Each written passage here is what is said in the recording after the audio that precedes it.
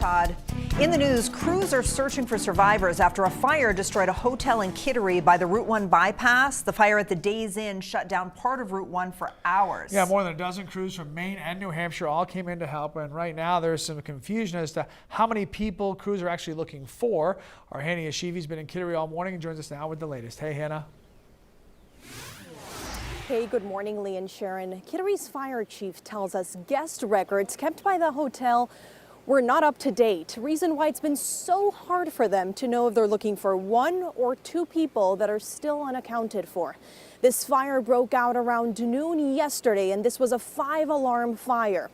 Crews from at least 16 towns in Maine and New Hampshire were called in to help. Kittery's fire chief David O'Brien says strong winds and a lack of water made it very difficult to get the fire under control. And firefighters weren't able to search all the rooms before they got pushed back by the flames. Regarding water, the reason why they didn't have enough was because a firefighter explains that this type of fire requires tens of thousands of gallons of water per minute.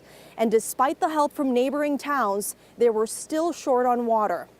We know the hotel was a total loss, and the fire came close to damaging another building next to the hotel.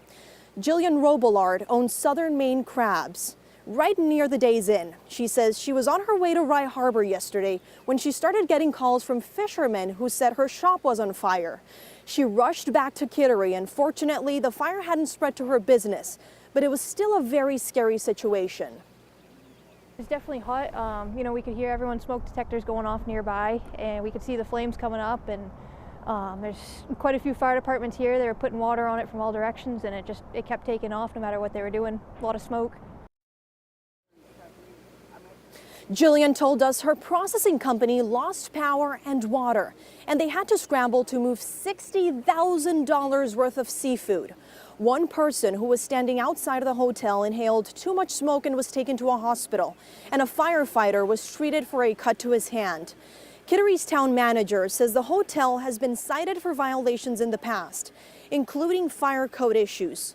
The fire marshal is expected to be here at 9 a.m. to continue its investigation as firefighters continue their search into this one or two people that are still unaccounted for. Live in Kittery, Hannah Yashivi, News Center, Maine.